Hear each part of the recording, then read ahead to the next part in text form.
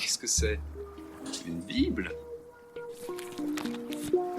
Tu lis la Bible, Ringo? Pas tous les jours. Au large biblique. Le podcast. Qui explore la Bible. Bienvenue à toutes et à tous sur Au large biblique, le podcast qui explore la Bible. Le stratagème de Rebecca visant à privilégier Jacob au détriment d'Ésaü n'aura pas atteint ses objectifs. La ruse a fonctionné, mais ses conséquences seront pires que celles attendues. Si Jacob a obtenu la bénédiction d'Isaac, lui promettant fertilité, richesse et domination, il doit maintenant fuir la colère vengeresse et meurtrière de son frère. Il doit s'éloigner de sa terre, de l'héritage, et endosser le rôle nomade du réfugié. N'est-ce pas un échec pour Rebecca, à qui pourtant Yahvé avait dit « L'un sera plus fort que l'autre et l'aîné servira le cadet ». Or, à ce stade du récit, le plus fort qui soumet l'autre demeure Ésaü, qui oblige son frère à fuir, restant ainsi le seul fils d'Isaac au sein du clan, sur la terre promise à Abraham. Serait-ce donc aussi l'échec de Yahvé, son oracle étant ici totalement contredit? À moins que notre histoire et ce destin de Rebecca nous réservent encore quelques retournements.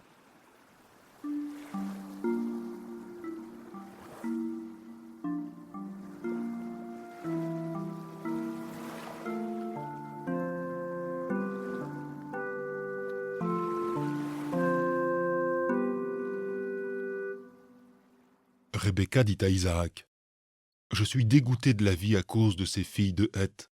Si Jacob épouse une femme comme ces filles de Heth parmi les filles du pays, à quoi bon vivre ?» La phrase résonne comme le dénouement bouleversant, la fin tragique de notre histoire de Rebecca. D'autant plus tragique que ce verset traduit quasi littéralement correspond à la dernière parole de Rebecca qui disparaît de l'intrigue par la suite. La matriarche exprime ici un constat amer et une crainte désespérée. Est-ce la catastrophe, la chute de notre héroïne avant le tomber de rideau final? À moins qu'elle nous prépare à un prochain rebondissement. La mention de la vie introduit et conclut la parole de Rebecca. Je suis dégoûté de la vie et à quoi bon vivre? Ces éléments la montrent dans le plus grand abattement, presque aux portes de la mort. Mort sur laquelle nous reviendrons car elle reste une énigme dans la Bible. Rebecca exprime donc par deux fois sa désespérance. Le premier constat amer concerne ces filles de Heth qu'Isaac a épousées et dont il a été fait mention en prélude au récit du vol de la bénédiction. Ésaü avait 40 ans quand il épousa Yehudith, fille de Béhéri le Hittite, et Basmath, fille d'Élon le Hittite. Elles rendirent l'ambiance pénible à Isaac et à Rebecca. La phrase de Rebecca pourrait même en être la suite logique et directe. Rebecca dit à Isaac, etc. Cette hypothèse est d'ailleurs confirmée dans le sens où, par la suite, le désespoir de Rebecca fait place à la même crainte pour les épousailles de Jacob.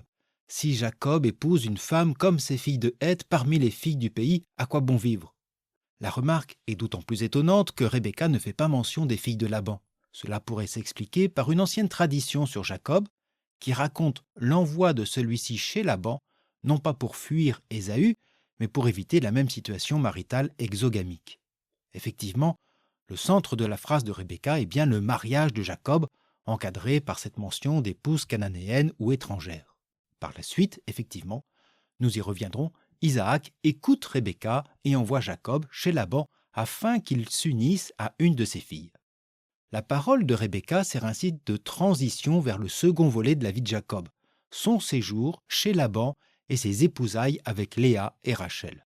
Cependant, avec l'insertion du récit du vol de la bénédiction par un ultime rédacteur, cette phrase désespérée de Rebecca prend un autre sens. D'abord, elle manifeste l'échec de son stratagème. Ensuite, comme je l'ai démontré dans l'épisode précédent, elle permet de comprendre ce subterfuge de Rebecca non pas comme une ambition pour son fils préféré, mais comme un moyen de préserver la promesse de Dieu et la parole d'Abraham. Ainsi, l'échec de son stratagème a obligé l'exil de Jacob. À son amertume causée par les filles de Heth, épouses du fils restant, s'ajoute maintenant la crainte de voir Jacob suivre le même chemin. Si Jacob épouse des filles étrangères, c'en est fait non pas du clan, mais de la promesse et de la bénédiction de Yahvé. Cette question de l'impératif du mariage au sein du clan, l'endogamie, avait été le point de départ de notre histoire de Rebecca. Abraham envoya son serviteur trouver en Aram une épouse pour son fils afin qu'il ne s'unisse pas avec une cananéenne. Comme nous l'avons entendu lors de cet épisode 2, l'endogamie était une des manières, au temps du rédacteur, de protéger l'identité des communautés juives vivant en Judée comme aussi parmi les nations. Il faut aussi se remémorer qu'Ésaü et Jacob, selon Genèse 25, représentent deux peuples, deux nations. Le risque du mariage mixte évoque aussi le risque du syncrétisme, où se mêleraient dangereusement au yavisme les cultes de différents dieux et les vieilles croyances préexiliques. Où les rédacteurs du livre de la Genèse tiennent à l'originalité et à l'intégrité de leur foi en Yahvé. La parole de Rebecca sert ainsi à faire naître une nouvelle dramaturgie dont le personnage principal sera Jacob et avec lui l'avenir et la promesse de l'alliance dans son exil en Aram. Cependant, la remarque pessimiste de Rebecca suggère déjà des transformations majeures, positives, des conversions succédant déjà à cet échec de la ruse de Rebecca. Comme si ce drame de l'exil de Jacob, avait permis une réelle prise de conscience de la part de chacun des protagonistes.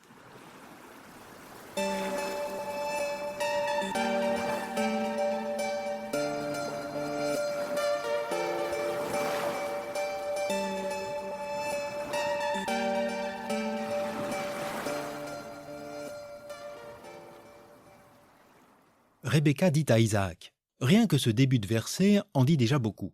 C'est l'ultime propos de Rebecca, mais c'est aussi le premier. En effet, c'est la première et unique fois dans le texte biblique que nous entendons Rebecca s'adresser à son époux. Il pourrait s'agir d'une ultime ruse visant à obliger celui-ci à aller dans son sens et envoyer Jacob en Aram. Cependant, l'amertume déjà évoquée pour Jacob et Rebecca à propos des femmes étrangères d'Ésaü plaide davantage pour la sincérité du couple. Nous avons précédemment observé ces deux clans, Isaac et Rebecca, se faisant face, chacun candidatant son fils préféré pour la bénédiction. Or maintenant, les voilà réunis. Le récit a montré les échecs de chacun, l'échec de la bénédiction en faveur d'Ésaü pour l'un, l'exil de Jacob pour l'autre.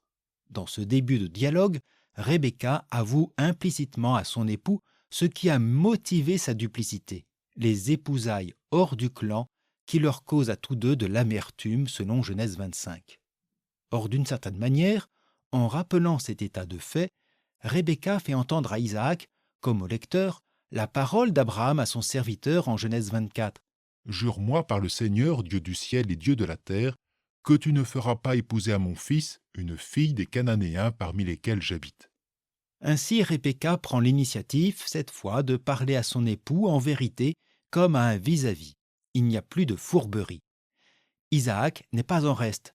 Le récit montre par la suite combien sa posture sera différente, car lui-même confirmera au véritable Jacob sa bénédiction en faisant cette fois appel à l'initiative divine et à l'héritage spirituel d'Abraham.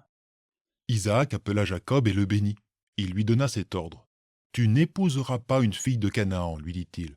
Debout, va en plaine d'Aram à la maison de Bethuel, le père de ta mère.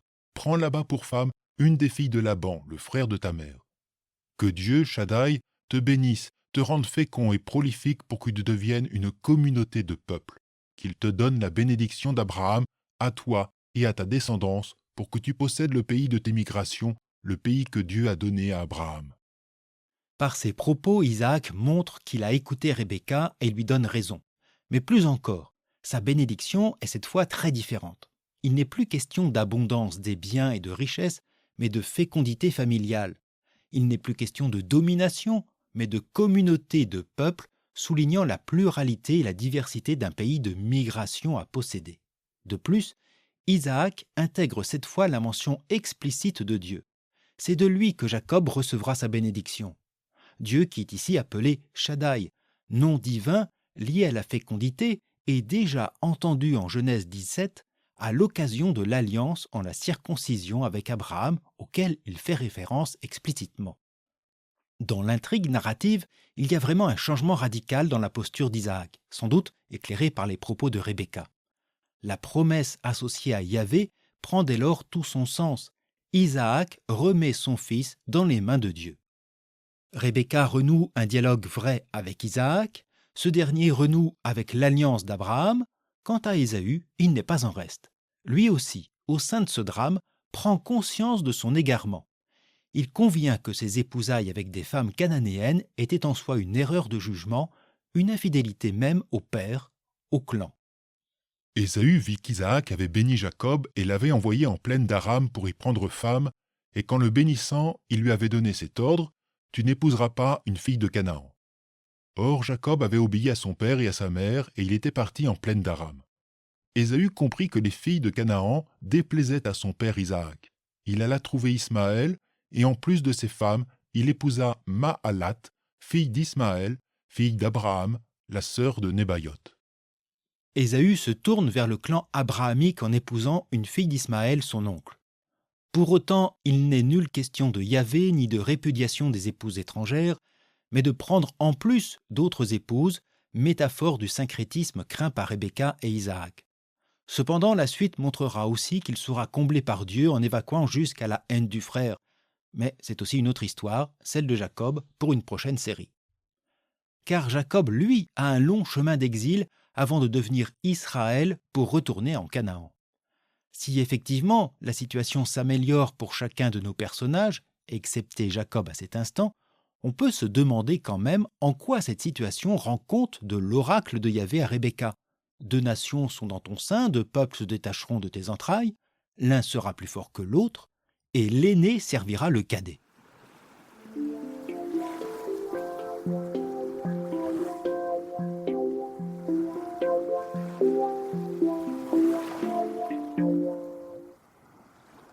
L'un sera plus fort que l'autre, et l'aîné servira le cadet. Yahvé a-t-il eu tort? S'est-il trompé à ce point en laissant Jacob sans protection, subissant la haine meurtrière du frère et l'obligeant à l'exil? Derrière la situation dramatique de Jacob, nous pouvons entendre la situation des exilés suite au drame de l'invasion babylonienne de 587. Et Dieu dans tout cela. Son oracle et la promesse d'une bénédiction n'ont servi à rien. Le récit de Rebecca pose également cette question de l'intervention divine et sa promesse de bénédiction. D'une part, nous avons vu déjà, avec le séjour à Kérar auprès d'Abimélec, que Yahvé accompagnait Isaac, y compris dans ses expulsions, en lui assurant une prospérité. Jamais il n'est intervenu par la force. L'action de Yahvé se détermine par la fidélité à sa parole et à sa promesse, selon les termes de l'alliance avec Abraham. Cependant, revenons à cet oracle de Yahvé. L'un sera plus fort que l'autre, et l'aîné servira le cadet. Nous avions vu que l'oracle ne se résume pas à une volonté divine, mais est aussi l'annonce des conséquences humaines d'une situation. Yahvé a-t-il mal vu? Serait-il mauvais devin?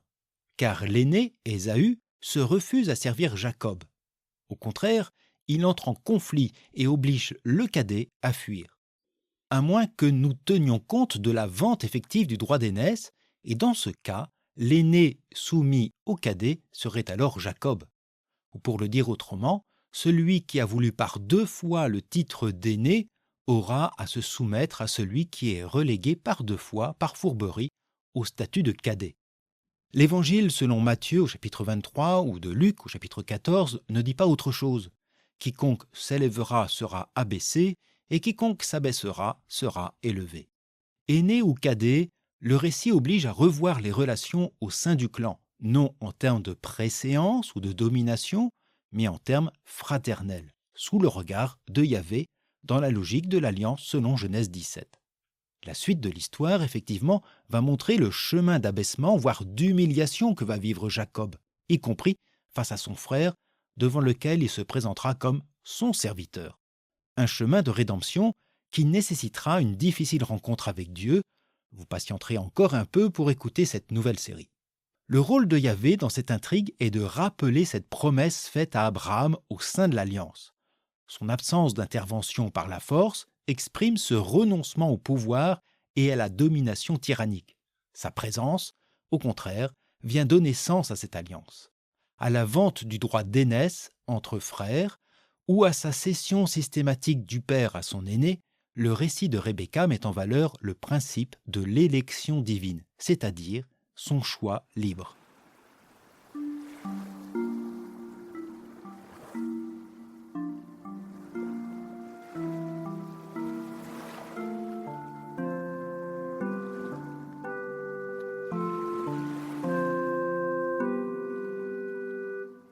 Quel drôle de destin pour Rebecca. Cette fin tragique contraste avec son entrée quasi solennelle dans le récit biblique. La fiancée d'Aram, élue par Yahvé, est devenue une mère désespérée en raison de son action. Cela peut nous apparaître déconcertant, notamment avec ce chapitre 27, qui vient introduire des relations distantes entre Isaac et Rebecca. Certes, ces différences de traitement entre les épisodes de notre cycle narratif proviennent de traditions différentes. On entend une couche ancienne voulant expliquer la distinction entre les deux peuples Édom et Israël par leurs ancêtres Ésaü et Jacob. Nous avons aussi suggéré une version précédente qui expliquait le départ de Jacob pour Aram par une décision d'Isaac en dehors de tout conflit fraternel. Ésaü ayant épousé des Cananéennes, il fallait expédier Jacob pour prendre femme dans la famille de Rebecca. L'insertion d'autres récits après l'exil vont donner un tout autre sens à l'histoire de Jacob en développant ce conflit entre les frères. Les deux figures reflètent non plus forcément deux peuples, mais davantage deux réalités du judaïsme lors de la réinstallation des déportés à Jérusalem entre le VIe et IVe siècle. L'enjeu devient celui du sens de l'alliance associé au principe de l'élection. Comme nous l'avons entendu, Isaac perçoit l'alliance, la bénédiction, comme un dû à léguer, tout comme Jacob considérait le droit d'aînesse comme un bien cessible. Objectivement, ou plutôt juridiquement, tous deux pouvaient avoir raison. Leur tort est de n'avoir pas considéré la place de Yahvé dans ce dessein. En premier lieu, c'est lui qui décide de l'avenir de son peuple. Rebecca en a été le signe dès Genèse 24. Sans ce récit primordial, la matriarche ne serait qu'une araméenne manipulatrice. Or, ce passage des fiançailles a montré justement que le serviteur, laissant à Yahvé le soin de choisir, permet de signifier la préséance de la posture sur la naissance. L'hospitalité naturelle de la jeune Rebecca fut déterminante. Elle ne fut pas choisie uniquement en raison de sa naissance, mais aussi élue librement par Dieu et a librement accepté d'épouser Isaac. Rebecca a été le signe de l'élection au service de l'alliance abrahamique et au cœur d'un conflit divisant le clan familial. Dès lors, bénéficiant de l'oracle divin, le récit montrera une matriarche tâchant de sauvegarder maladroitement le principe de l'élection. De fait, si Isaac semble assuré de la protection divine à la suite d'Abraham, le récit nous a fait entendre sa lecture inappropriée. Selon ses propos, la bénédiction offrirait à son héritier une domination sur les nations alentours, comme sur ses autres frères en Canaan. Dans cette intrigue biblique, la crainte révérencieuse d'Abimélec au chapitre 26, à son égard et en raison de cette protection de Yahvé, peut expliquer ce regain d'hubris. La bénédiction divine devient certes promesse de fécondité et de fertilité, mais aussi, selon lui, de pouvoir et de domination sur les autres nations. Finalement, l'échec du subterfuge de Rebecca va servir à montrer qu'elle avait raison sur ce point. L'élection divine prime sur l'héritage sans la nier pour autant. Elle-même, d'ailleurs, reconnaît que sa volonté de mainmise sur le destin de son fils ne l'a mené qu'à l'échec, l'obligeant à se séparer de Jacob en le confiant désormais à son Dieu, Yahvé. Aussi devra-t-il reprendre la main sur l'avenir du clan d'Isaac en choisissant ou en confirmant le choix non du plus fort, mais de l'exilé Jacob. C'est bien Yahvé, le seul maître de l'histoire et surtout le maître de son alliance et de ses bénéficiaires. Le critère de l'héritage ou de la primogéniture ne sont pas premiers et encore moins systématiques. Le récit laisse place à l'élection, c'est-à-dire à la grâce et au libre agir de Dieu, quitte à bousculer justement les perceptions religieuses et quelques traditions. En dehors du livre de la Genèse, la figure de Rebecca n'est jamais évoquée sinon une seule fois par l'apôtre Paul dans sa lettre aux Romains, et son propos rejoint bien le thème de ces chapitres que nous avons explorés. Ce ne sont pas les enfants de la chair qui sont enfants de Dieu. Comme descendance, seuls les enfants de la promesse entrent en ligne de compte. Car c'était une promesse que cette parole. À pareille époque, je reviendrai et Sarah aura un fils. Et ce n'est pas tout, il y a aussi Rebecca. C'est du seul Isaac, notre père, qu'elle avait conçu. Et pourtant ses enfants n'étaient pas encore nés et n'avaient donc fait ni bien ni mal que déjà, pour que se perpétue le dessein de Dieu, dessein qui procède par libre choix et ne dépend pas des œuvres, mais de celui qui l'appelle, il lui fut dit « l'aîné sera soumis au plus jeune ». selon qu'il est écrit « J'ai aimé Jacob et j'ai haï Ésaü ». Qu'est-ce à dire? Y aurait-il de l'injustice en Dieu? Certes non. Il dit en effet à Moïse « Je ferai miséricorde à qui je veux faire miséricorde, et je prendrai pitié de qui je veux prendre pitié. » Cela ne dépend donc pas de la volonté ni des efforts de l'homme, mais de la miséricorde de Dieu. Pour Paul, les enfants de Rebecca permettent de comprendre ce principe d'élection. Ésaü, bien que l'aîné, n'a pas été choisi. Dieu lui a préféré Jacob dès la naissance selon son interprétation. Il veut ainsi souligner que le don de l'alliance ne suit pas les critères humains du mérite, mais le libre choix de Dieu qui porte un nom, son amour, sa miséricorde, un terme qui parfois s'oppose à bien des logiques de performance. Les propos de Paul veulent ainsi asseoir la place des chrétiens issus des nations au sein de l'Alliance, eux qui ne sont pas héritiers par la circoncision.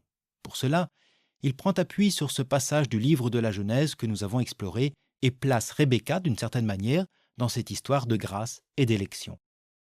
Cependant, notre personnage, quoique réuni à nouveau à Isaac, nous laisse dans l'embarras avec ces propos qui sont ces derniers. « Je suis dégoûté de la vie, à quoi bon vivre ?» Rebecca quitte ainsi le livre de la Genèse, nous laissant encore avec l'énigme de sa mort.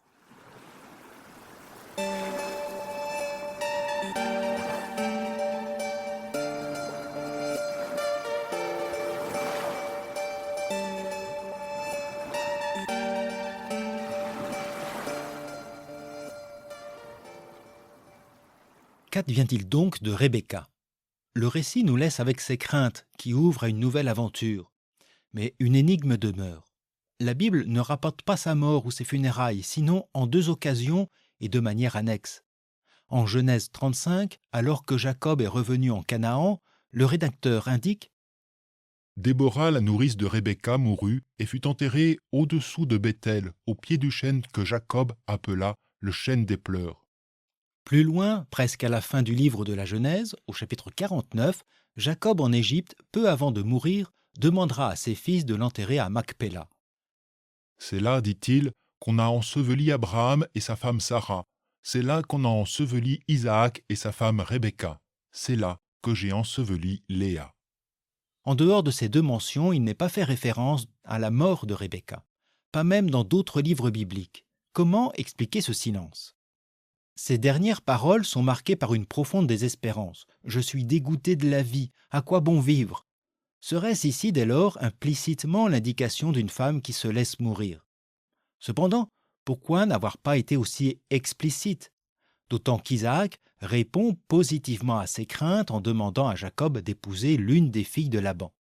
Et de plus, nous avons entendu que Rebecca espère voir revenir d'ici quelque temps Jacob et même lui envoyer un messager. Donc, nous ne pouvons pas lire ces versets comme s'ils suggéreraient le décès de Rebecca. Il y a d'autres explications possibles à cette fin narrative si noire et abrupte. Faut-il y voir la marque de la malédiction qu'elle a appelée sur elle en lieu et place de Jacob? « J'attirerai à moi une malédiction et non une bénédiction, dit Jacob.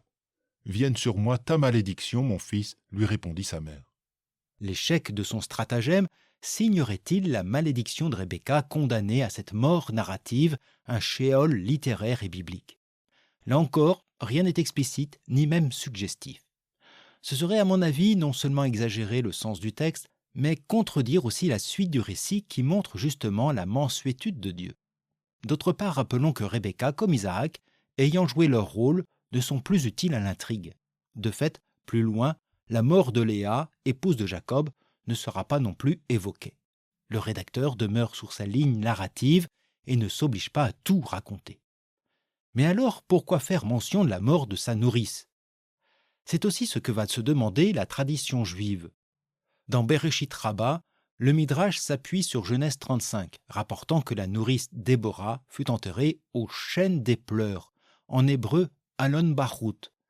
Mais pour le Midrash, il faut entendre le mot Alon, chêne, dans la langue grecque, un mot qui signifie autre. Il ne s'agirait donc pas du chêne des pleurs, mais d'un autre pleur, faisant alors référence à la mort de Rebecca. Pour Bereshit Rabba, Jacob apprend ainsi en Genèse 35 la mort de sa mère en même temps que celle de sa nourrice. Vous allez me dire que cela est un peu tiré par les cheveux longs d'Ésaü, mais il s'agissait pour les rabbis de combler ce manque narratif. Le seul récit connu à propos de la mort de Rebecca se trouve dans un livre non biblique, le livre des Jubilés datant du second siècle avant notre ère. Il raconte au livre 35 qu'avant sa mort à 155 ans, Rebecca souhaite réconcilier ses deux fils. Elle fait donc promettre à Isaac de convaincre Ésaü de ne faire aucun mal à Jacob. Elle convoque aussi Ésaü, lui demandant de l'ensevelir près de Sarah, puis d'aimer Jacob comme un frère, ce que consent sans peine Ésaü. Elle appelle alors Jacob et lui demande la même chose. La présence de ses deux fils à ses côtés est l'occasion d'un dernier repas. Ces funérailles sont ainsi racontées comme un moment de réconciliation entre les frères. Ces diverses tentatives dans la tradition juive montrent que la disparition narrative de Rebecca demeure une énigme. Sans doute pouvons-nous quand même affirmer que ces dernières paroles de Rebecca ne sont pas une fin. Comme nous l'avons vu, elles sont déjà les prémices d'une nouveauté, d'une restauration qui touche chacun des personnages. La dernière parole permet aussi de nous focaliser désormais sur la personne même de Jacob, le nouvel héros de l'intrigue. D'une certaine manière, le destin de Rebecca fut donc d'être la charnière signifiante entre le cycle d'Abraham et celui de Jacob. Elle apparaît chez Abraham peu avant la mort de celui-ci, elle disparaît narrativement pour laisser place à son fils Jacob. En l'éloignant du clan et d'elle-même, Rebecca renonce à cette mainmise précédente sur le destin de son fils, laissant ainsi pleinement place à Yahvé dans la vie de celui qui va devenir Israël. Tout comme Abraham vis-à-vis d'Isaac lors du sacrifice ou de la ligature en Genèse 22. Dans les deux cas, l'homme, Isaac ou Jacob, quitte son père et sa mère, Isaac pour l'Achai-Roy et Jacob pour l'Aram, afin de s'attacher à sa femme, Rebecca, Léa et Rachel, et devenir une seule chair, une communauté de peuples pour reprendre l'expression de Genèse 28.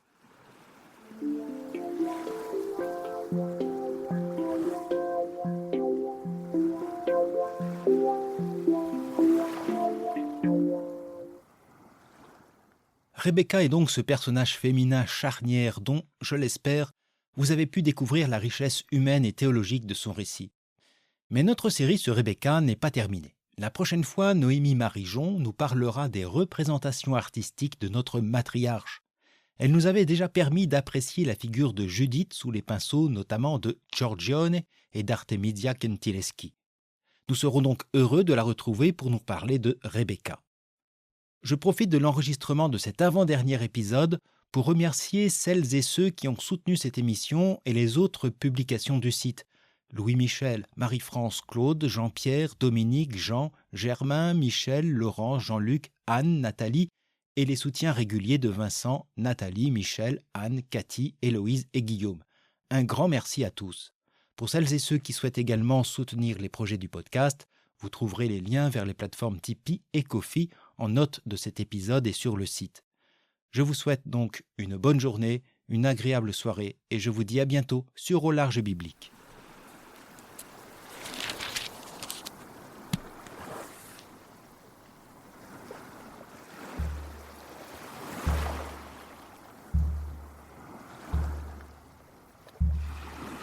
Au Large Biblique est un podcast créé et animé par François Bessonnet, prêtre et bibliste.